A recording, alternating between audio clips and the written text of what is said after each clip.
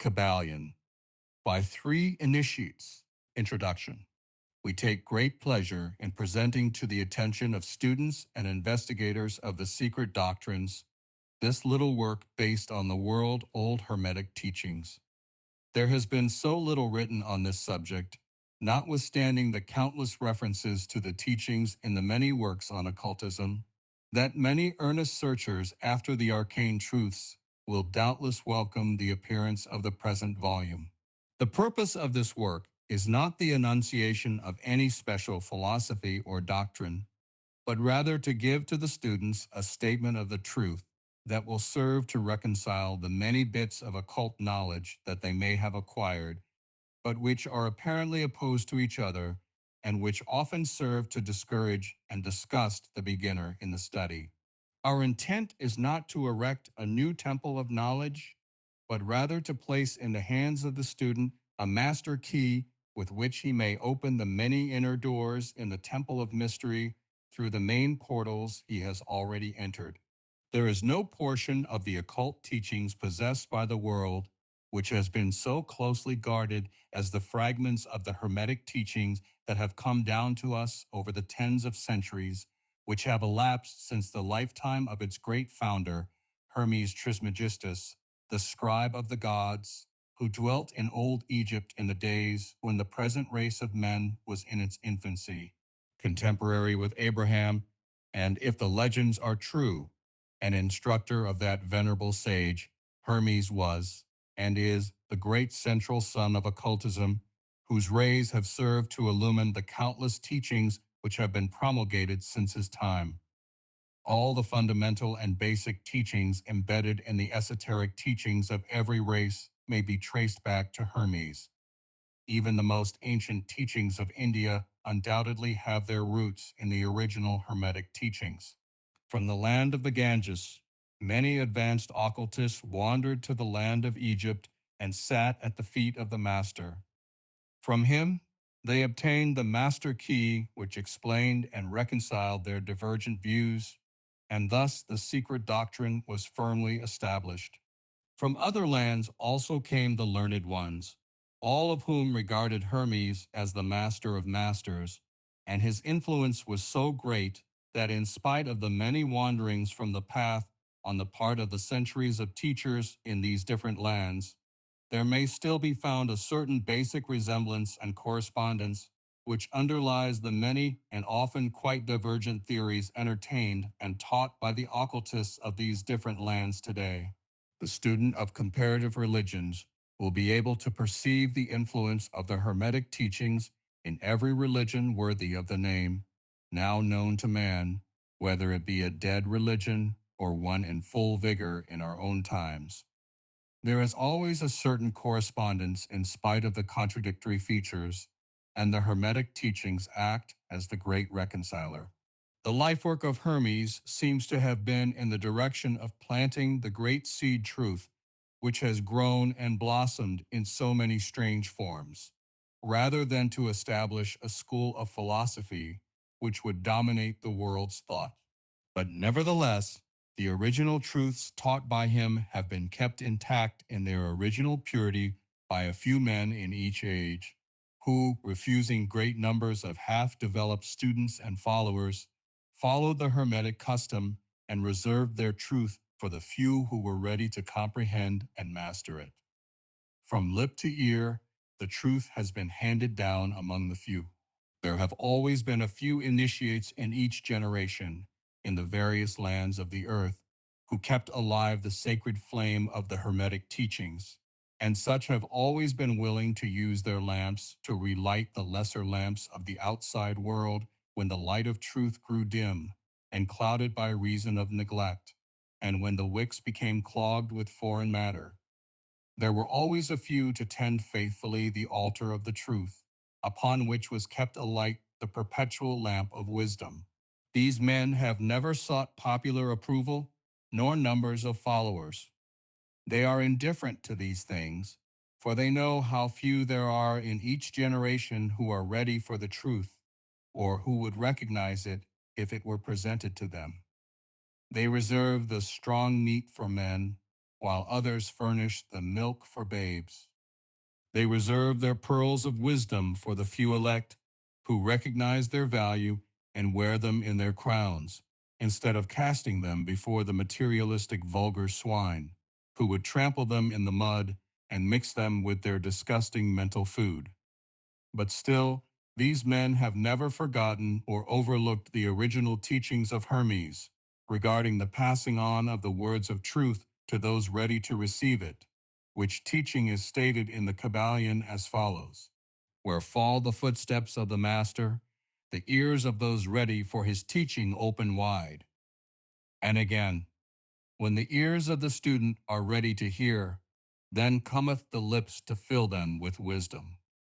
But their customary attitude has always been strictly in accordance with the other Hermetic aphorism, also in the Kybalion. The lips of wisdom are closed, except to the ears of understanding. There are those who have criticized this attitude of the Hermetists, and who have claimed that they did not manifest the proper spirit in their policy of seclusion and reticence. But a moment's glance back over the pages of history will show the wisdom of the masters, who knew the folly of attempting to teach to the world that which it was neither ready nor willing to receive.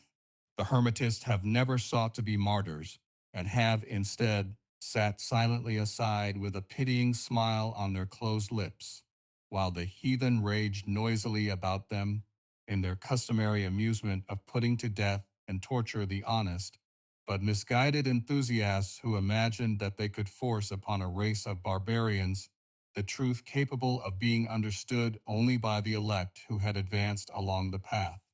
And the spirit of persecution has not as yet died out in the land. There are certain Hermetic teachings which, if publicly promulgated, would bring down upon the teachers a great cry of scorn and revilement from the multitude, who would again raise the cry of "Crucify, crucify." In this little work, we have endeavored to give you an idea of the fundamental teachings of the Kybalion, striving to give you the working principles, leaving you to apply them yourselves, rather than attempting to work out the teaching in detail. If you are a true student, you will be able to work out and apply these principles. If not, then you must develop yourself into one, for otherwise, the Hermetic teachings will be as words, words, words to you. The Three Initiates. Chapter 1. The Hermetic Philosophy. The lips of wisdom are closed, except to the ears of understanding. The Kybalion. From old Egypt have come the fundamental esoteric and occult teachings which have so strongly influenced the philosophies of all races, nations, and peoples for several thousand years. Egypt, the home of the pyramids and the Sphinx, was the birthplace of the hidden wisdom and mystic teachings. From her secret doctrine, all nations have borrowed. India, Persia, Chaldea, Media, China, Japan, Assyria, ancient Greece, and Rome, and other ancient countries partook liberally at the feast of knowledge which the hierophants and masters of the land of Isis so freely provided for those who came prepared to partake of the great store of mystic and occult lore which the masterminds of that ancient land had gathered together. In ancient Egypt dwelt the great adepts and masters who have never been surpassed, and who seldom have been equaled, during the centuries that have taken their processional flight since the days of the great Hermes. In Egypt was located the great lodge of lodges of the mystics. At the doors of her temples entered the neophytes who afterward, as hierophants, adepts, and masters, traveled to the four corners of the earth, carrying with them the precious knowledge which they were ready, anxious, and willing to pass on to those who were ready to receive the same. All students of the occult recognize the debt that they owe to these venerable masters of that ancient land. But among these great masters of ancient Egypt, there once dwelt one of whom masters hailed as the Master of Masters. This man, if man indeed he was, dwelt in Egypt in the earliest days. He was known as Hermes Trismegistus. He was the father of the occult wisdom. the founder of astrology, the discoverer of alchemy. The details of his life story are lost to history, owing to the lapse of the years, though several of the ancient countries disputed with each other in their claims to the honor of having furnished his birthplace, and this thousands of years ago. The date of his sojourn in Egypt, in that his last incarnation on this planet, is not now known, but it has been fixed at the early days of the oldest dynasties of Egypt long before the days of Moses. The best authorities regard him as a contemporary of Abraham, and some of the Jewish traditions go so far as to claim that Abraham acquired a portion of his mystic knowledge from Hermes himself. As the years rolled by after his passing from this plane of life tradition, recording that he lived 300 years in the flesh, the Egyptians deified Hermes and made him one of their gods under the name of Thoth. Years after, the people of ancient Greece also made him one of their many gods, calling him Hermes, the god of wisdom. The Egyptians revered his memory for many centuries, yes, tens of centuries, calling him the scribe of the gods, and bestowing upon him, distinctively, his ancient title, Trismegistus, which means the thrice great, the great great, the greatest great, etc. In all the ancient lands, the name of Hermes Trismegistus was revered, the name being synonymous with the fount of wisdom. Even to this day, we use the term hermetic in the sense of secret, sealed so that nothing can escape, etc. And this by reason of the fact that the followers of Hermes always observed the principle of secrecy in their teachings. They did not believe in casting pearls before swine, but rather held to the teaching milk for babes, meat for strong men, both of which maxims are familiar to readers of the Christian scriptures, but both of which had been used by the Egyptians for centuries before the Christian era. And this policy of careful dissemination of the truth has always characterized the Hermetics, even unto the present day. The Hermetic teachings are to be found in all lands, among all religions, but never identified with any particular country, nor with any particular religious sect. This because of the warning of the ancient teachers against allowing the secret doctrine to become crystallized into a creed. The wisdom of this caution is apparent to all students of history. The ancient occultism of India and Persia degenerated and was largely lost, owing to the fact that the teachers became priests and so mixed theology with philosophy, the result being that the occultism of India and Persia has been gradually lost amidst the mass of religious superstition, cults, creeds, and gods. So it was with ancient Greece and Rome. So it was with the Hermetic teachings of the Gnostics and early Christians, which were lost at the time of Constantine, whose iron hand smothered philosophy with a blanket of theology, losing to the Christian Church that which was its very essence and spirit, and causing it to grope throughout several centuries before it found the way back to its ancient mystic teachings. But there were always a few faithful souls who kept alive the flame, tending it carefully, and not allowing its light to become extinguished. And thanks to these staunch hearts and fearless minds, we have the truth still with us. But it is not found in books to any great extent. It has been passed along from master to student, from initiate to hierophant, from lip to ear. When it was written down at all, its meaning was veiled in terms of alchemy and astrology, so that only those possessing the key could read it aright. This was made necessary in order to avoid the persecutions of the theologians of the Middle Ages, who fought the secret doctrine with fire and sword, stake, gibbet, and cross.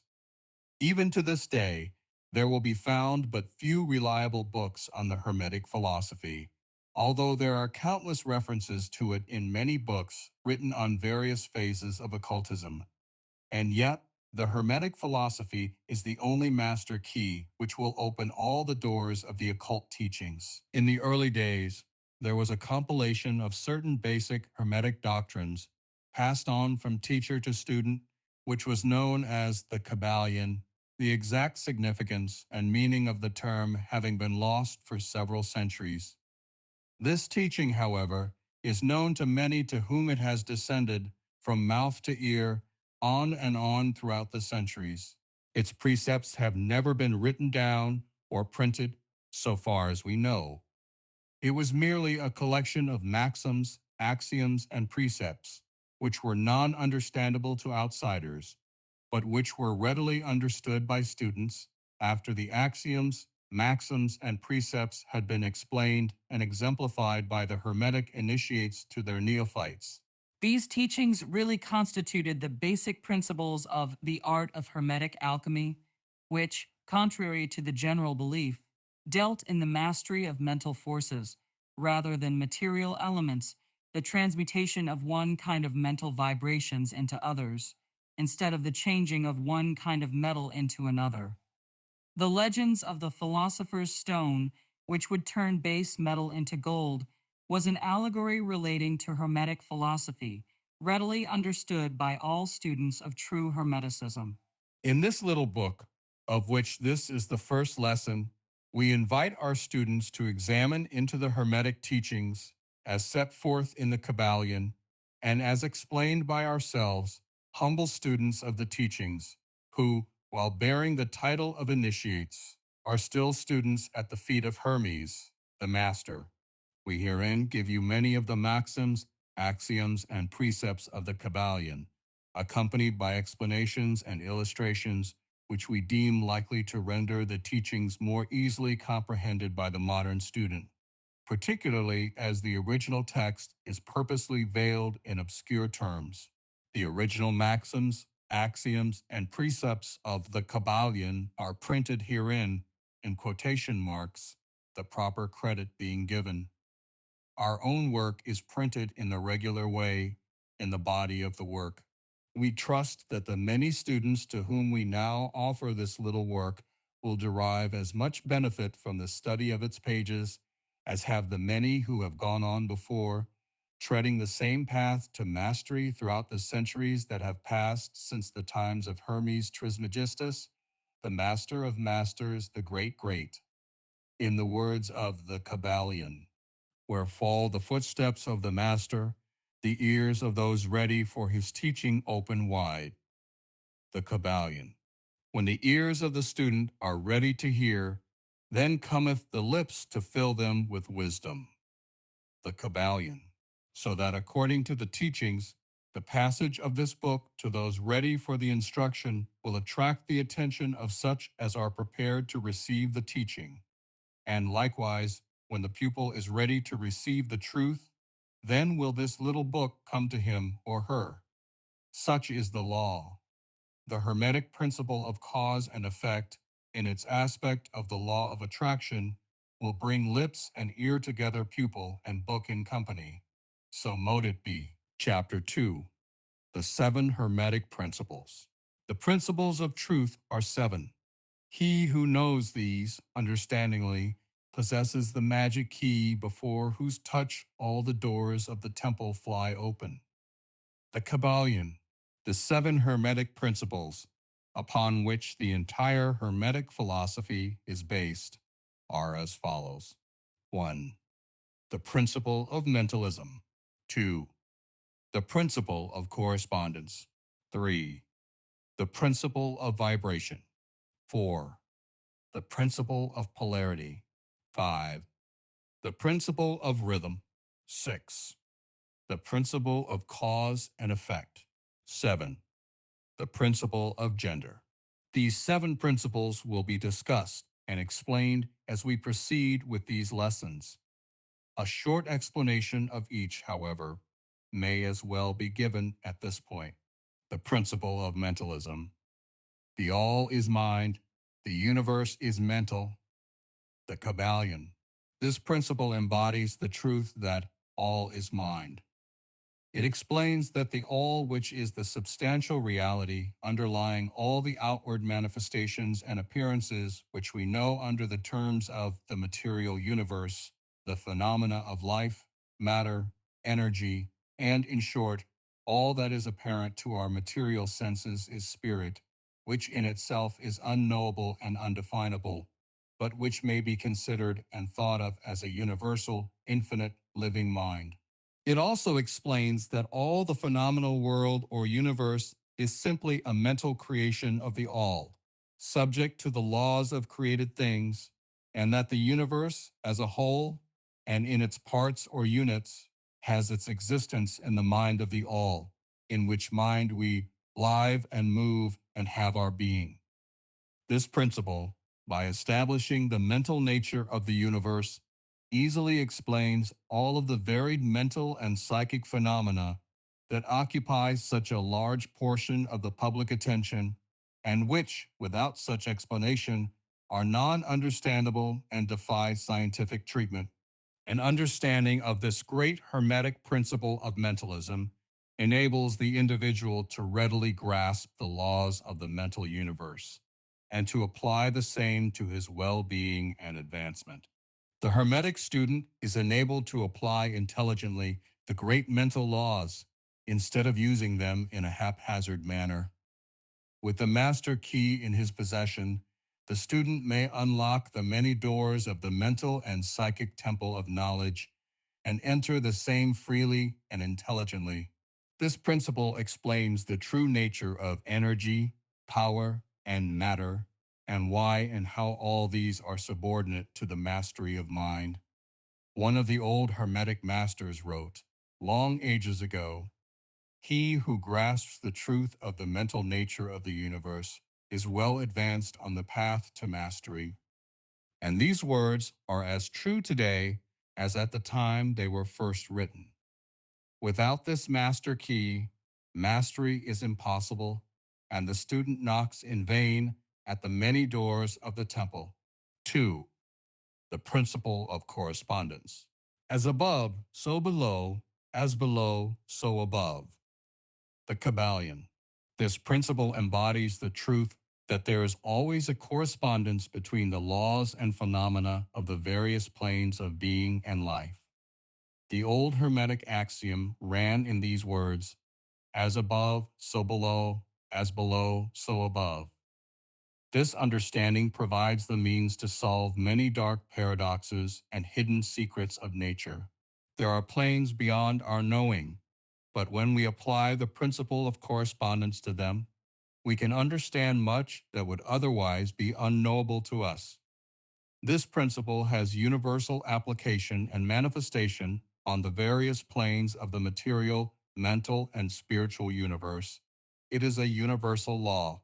The ancient Hermetists considered this principle as one of the most important mental instruments by which man was able to pry aside the obstacles which hid from view the unknown. Its use even tore aside the veil of Isis to the extent that a glimpse of the face of the goddess might be caught. Just as a knowledge of the principles of geometry enables man to measure distant suns and their movements while seated in his observatory, so a knowledge of the principle of correspondence enables man to reason intelligently from the known to the unknown. By studying the monad, he understands the archangel. 3. The principle of vibration. Nothing rests, everything moves, everything vibrates. The Kybalion. This principle embodies the truth that everything is in motion, everything vibrates, nothing is at rest, facts which modern science endorses, and which each new scientific discovery tends to verify. This Hermetic principle was enunciated thousands of years ago by the masters of ancient Egypt. It explains that the differences between different manifestations of matter, energy, mind, and even spirit result largely from varying rates of vibration. From the all, which is pure spirit, down to the grossest form of matter, all is in vibration. The higher the vibration, the higher the position on the scale. The vibration of spirit is at such an infinite rate of intensity and rapidity that it is practically at rest, just as a rapidly moving wheel seems to be motionless. At the other end of the scale, there are gross forms of matter whose vibrations are so low as to seem at rest. Between these poles, there are millions upon millions of varying degrees of vibration, from corpuscles and electrons, atoms and molecules, to worlds and universes. Everything is in vibratory motion. This is also true on the planes of energy and force, which are but varying degrees of vibration, and also on the mental planes whose states depend upon vibrations, and even onto the spiritual planes. An understanding of this principle, with the appropriate formulas, enables Hermetic students to control their own mental vibrations as well as those of others. The masters also apply this principle to the conquering of natural phenomena in various ways. He who understands the principle of vibration has grasped the scepter of power, says one of the old writers. 4. The principle of polarity. Everything is dual, everything has poles, everything has its pair of opposites. Like and unlike are the same. Opposites are identical in nature, but different in degree. Extremes meet. All truths are but half-truths. All paradoxes may be reconciled. The Kybalion. This principle embodies the truth that everything is dual. Everything has two poles. Everything has its pair of opposites, all of which were old Hermetic axioms. It explains the old paradoxes that have perplexed so many, which have been stated as follows. Thesis and antithesis are identical in nature, but different in degree. Opposites are the same, differing only in degree. The pairs of opposites may be reconciled. Extremes meet. Everything is and isn't at the same time. All truths are but half-truths. Every truth is half false. There are two sides to everything, etc. This principle illustrates that in everything there are two poles, or opposite aspects, and that opposites are really only the two extremes of the same thing, with many varying degrees between them. For example, heat and cold, although opposites, are really the same thing. The differences consist merely of degrees of the same thing. Look at your thermometer and see if you can discover where heat terminates and cold begins. There is no such thing as absolute heat or absolute cold. The two terms heat and cold simply indicate varying degrees of the same thing. And that same thing, which manifests as heat and cold, is merely a form, variety, and rate of vibration. So heat and cold are simply the two poles of that which we call heat, and the phenomena attendant thereupon are manifestations of the principle of polarity. The same principle operates on the mental plane. Let us take a radical and extreme example, that of love and hate, two mental states apparently totally different, and yet there are degrees of hate and degrees of love, and a middle point in which we use the terms like or dislike, which shade into each other so gradually that sometimes we are at a loss to know whether we like or dislike or neither. All are simply degrees of the same thing, as you will see if you will but think a moment. And more than this, it is possible to change the vibrations of hate to the vibrations of love in one's own mind and in the minds of others.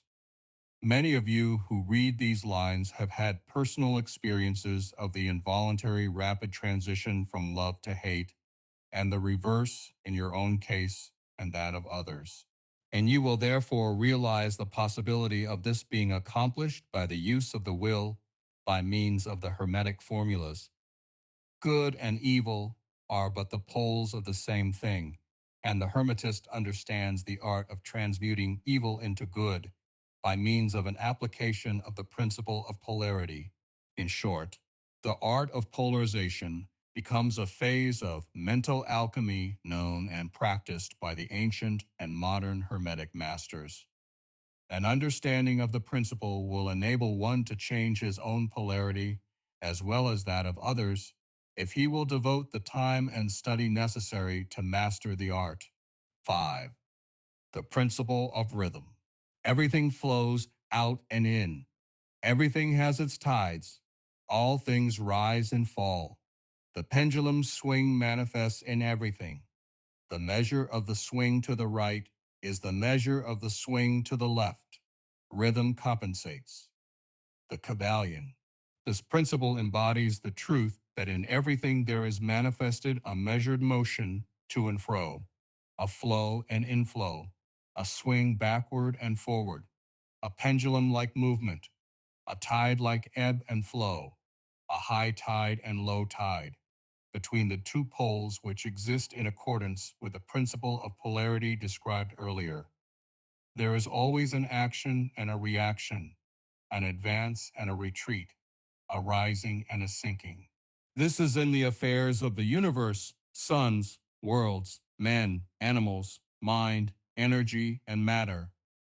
This law is manifest in the creation and destruction of worlds, in the rise and fall of nations, in the life of all things, and finally in the mental states of man, and it is with this latter that the Hermetists find the understanding of the principle most important.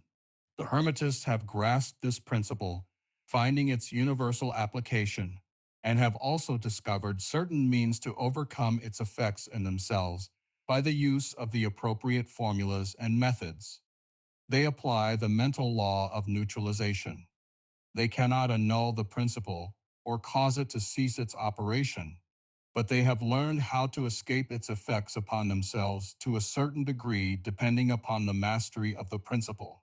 They have learned how to use it instead of being used by it. In this and similar methods consists the art of the Hermetists. The master of Hermetics polarizes himself at the point at which he desires to rest, and then neutralizes the rhythmic swing of the pendulum, which would tend to carry him to the other pole. All individuals who have attained any degree of self-mastery do this to a certain degree, more or less unconsciously, but the master does this consciously, and by the use of his will, and attains a degree of poise and mental firmness almost impossible of belief on the part of the masses who are swung backward and forward like a pendulum. This principle and that of polarity have been closely studied by the Hermetists, and the methods of counteracting, neutralizing, and using them form an important part of the Hermetic mental alchemy. 6. The principle of cause and effect. Every cause has its effect. Every effect has its cause. Everything happens according to law. Chance is but a name for law, not recognized. There are many planes of causation, but nothing escapes the law. The Kybalion. This principle embodies the fact that there is a cause for every effect, an effect from every cause.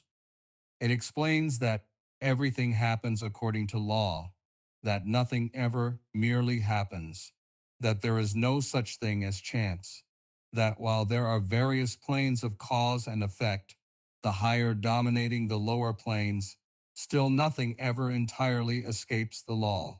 The Hermetists understand the art and methods of rising above the ordinary plane of cause and effect to a certain degree, and by mentally rising to a higher plane, they become causers instead of effects.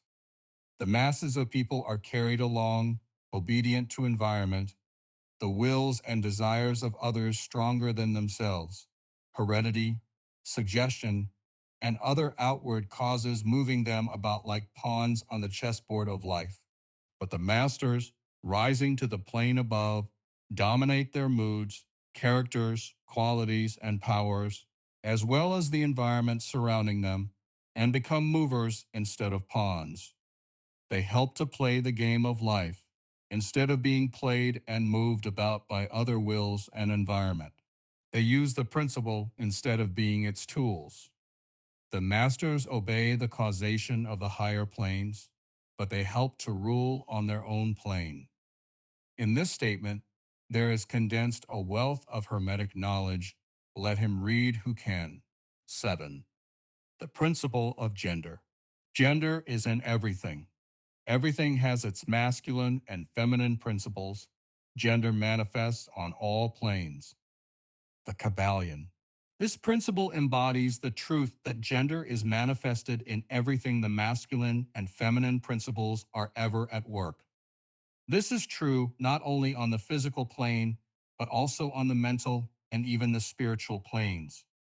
On the physical plane, the principle manifests as sex. On the higher planes, it takes higher forms. But the principle is ever the same. No creation, physical, mental, or spiritual, is possible without this principle. An understanding of its laws will throw light on many a subject that has perplexed the minds of men. The principle of gender works ever in the direction of generation, regeneration, and creation. Everything and every person contains the two elements or principles, or this great principle, within it, him or her. Every male thing has the female element also. Every female contains also the male principle. If you would understand the philosophy of mental and spiritual creation, generation, and regeneration, you must understand and study this Hermetic principle. It contains the solution of many mysteries of life. We caution you that this principle has no reference to the many base, pernicious, and degrading lustful theories, teachings, and practices which are taught under fanciful titles and which are a prostitution of the great natural principle of gender. Such base revivals of the ancient infamous forms of phallicism tend to ruin mind, body, and soul, and the Hermetic philosophy has ever sounded the warning note against these degraded teachings which tend toward lust, licentiousness, and perversion of nature's principles. If you seek such teachings, you must go elsewhere for them. Hermeticism contains nothing for you along these lines. To the pure, all things are pure. To the base, all things are base. Chapter 3. Mental Transmutation. Mind, as well as metals and elements, may be transmuted from state to state, degree to degree, condition to condition, pole to pole, vibration to vibration. True Hermetic transmutation is a mental art. The Kybalion. As we have stated, the Hermetists were the original alchemists, astrologers, and psychologists, Hermes having been the founder of these schools of thought. From astrology has grown modern astronomy. From alchemy has grown modern chemistry. From the mystic psychology has grown the modern psychology of the schools. But it must not be supposed that the ancients were ignorant of that which the modern schools suppose to be their exclusive and special property. The records engraved on the stones of ancient Egypt show conclusively that the ancients had a full and comprehensive knowledge of astronomy, the very building of the pyramids showing the connection between their design and the study of astronomical science. Nor were they ignorant of chemistry, for the fragments of the ancient writings show that they were acquainted with the chemical properties of things. In fact, the ancient theories regarding physics are being slowly verified by modern research. The latest discoveries of modern science, notably those relating to the constitution of matter, support this view. Nor should it be supposed that they were ignorant of the so-called modern discoveries in psychology. On the contrary, the Egyptians were especially skilled in the science of psychology, particularly in the branches that the modern schools ignore, but which are nevertheless being uncovered under the name of psychic science, perplexing the psychologists of today and making them reluctantly admit that there may be something in it after all. The truth is that beneath the material chemistry, astronomy, and psychology, that is, psychology in its phase of brain action, the ancients possessed a knowledge of transcendental astronomy, called astrology, of transcendental chemistry, called alchemy, and of transcendental psychology, called mystic psychology. They possessed the inner knowledge as well as the outer knowledge, the latter alone being possessed by modern scientists. Among the many secret branches of knowledge possessed by the Hermetists was that known as mental transmutation, which forms the subject matter of this lesson. Transmutation is a term usually employed to designate the ancient art of the transmutation of metals, particularly of base metals, into gold. The word transmute means to change from one nature form, or substance into another, to transform. Accordingly, mental transmutation means the art of changing and transforming mental states, forms, and conditions into others. Thus, mental transmutation is the art of mental chemistry, if you like the term, a form of practical mystic psychology. But this means far more than appears on the surface. Transmutation, alchemy, or chemistry on the mental plane is important enough in its effects to be sure, and if the art stopped there, it would still be one of the most important branches of study known to man. But this is only the beginning. Let us see why. The first of the 7 Hermetic principles is the principle of mentalism, the axiom of which is the all is mind, the universe is mental, which means that the underlying reality of the universe is mind, and the universe itself is mental, that is, existing in the mind of the all. We shall consider this principle in succeeding lessons.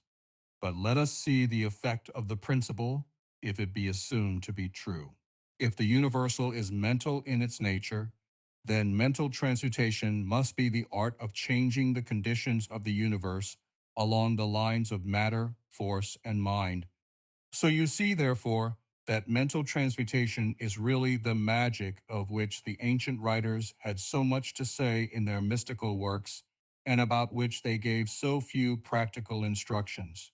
If all is mental, then the art which enables one to transmute mental conditions must render the master the controller of material conditions as well as those ordinarily called mental.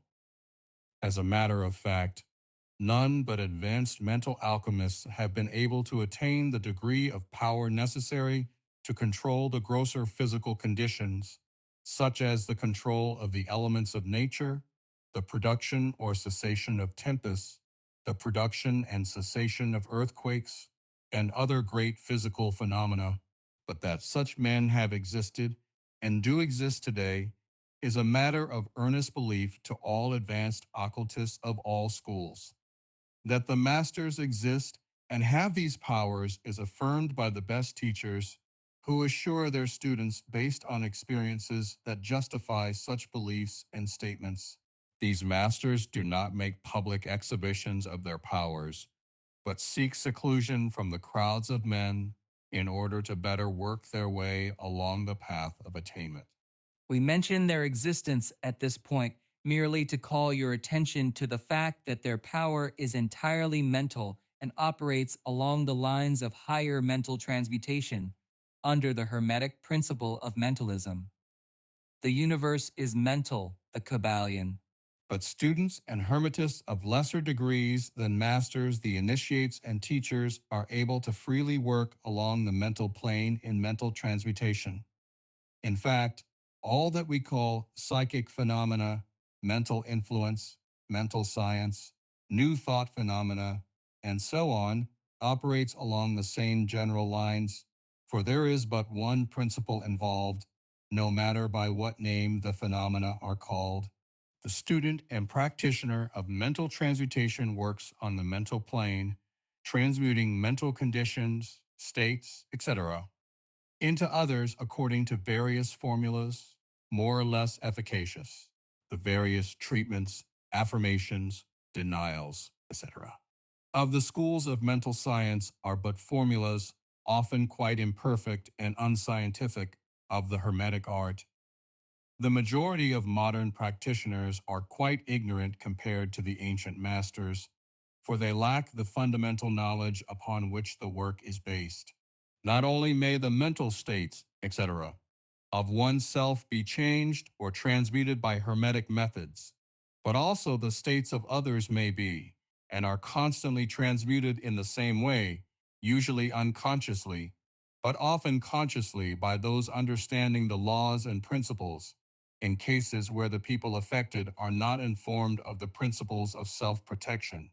And more than this, as many students and practitioners of modern mental science know, every material condition depending upon the minds of other people may be changed or transmuted in accordance with the earnest desire, will, and treatments of the person desiring changed conditions in life. The public is so generally informed regarding these things at present that we do not deem it necessary to mention them at length. Our purpose at this point is merely to show the Hermetic principle and art underlying all of these various forms of practice, good and evil, for the force can be used in opposite directions according to the Hermetic principles of polarity. In this little book, we shall state the basic principles of mental transmutation so that all who read may grasp the underlying principles and thus possess the master key that will unlock the many doors of the principle of polarity. We shall now proceed to a consideration of the first of the Hermetic seven principles, the principle of mentalism, in which is explained the truth that the all is mind, the universe is mental, in the words of the Kybalion. We ask the close attention and careful study of this great principle on the part of our students, for it is truly the basic principle of the whole Hermetic philosophy and of the Hermetic art of mental transmutation. Please stay tuned for part 2 of the Kybalion. Peace, blessings, and much love to you all.